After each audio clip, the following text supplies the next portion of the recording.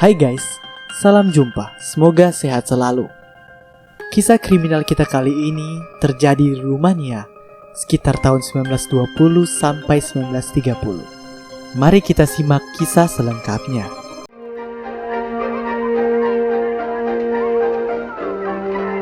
Mention it. I haven't even picked a topic yet. Yeah, well, stay away from the Punic Wars. They're mine. You can have.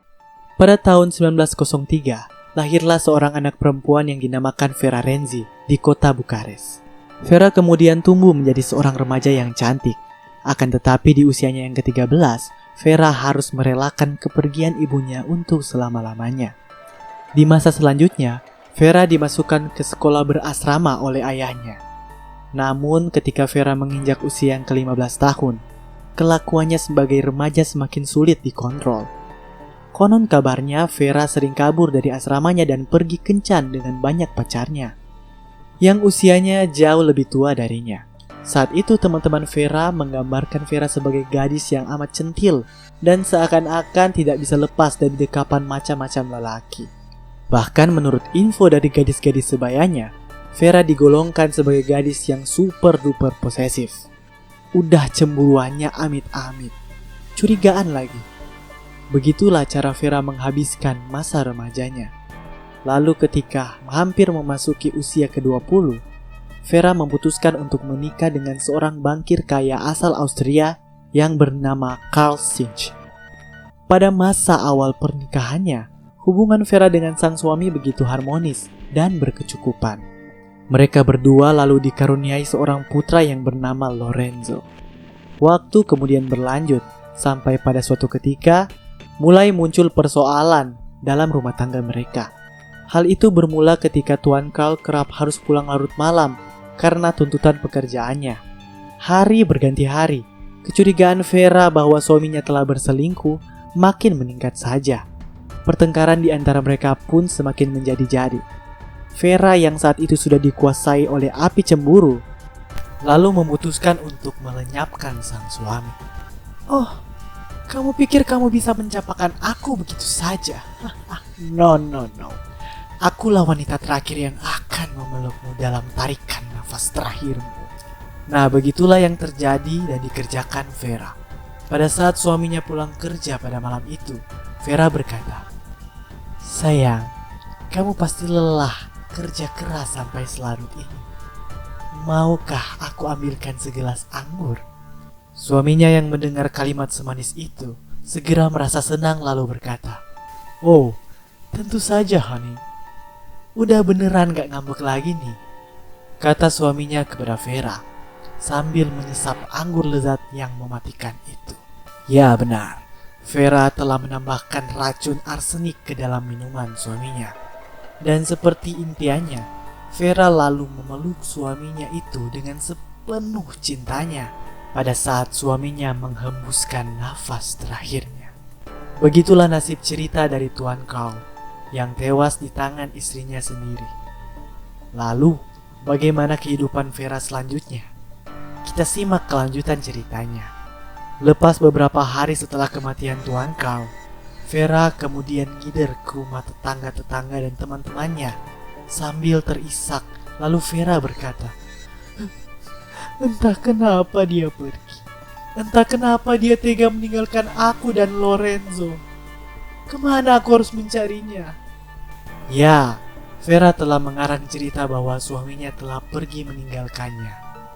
Lalu hari-hari selanjutnya, Vera kemudian menikah lagi dengan seorang pria muda yang seumuran dengannya. Namun sayang sekali, gak berapa lama setelah pernikahan mereka, penyakit posesif Vera mulai kambuh lagi. Vera mulai uring-uringan lagi dan menuduh suami barunya sudah mengkhianatinya.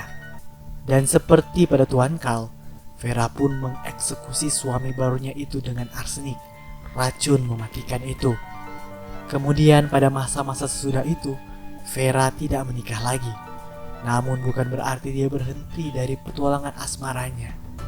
Vera masih menghiasi hidupnya dengan sejumlah perselingkuhan, dan sebagian besar mangsanya adalah pria yang telah beristri. Para pria tersebut berasal dari berbagai latar belakang dan status sosial.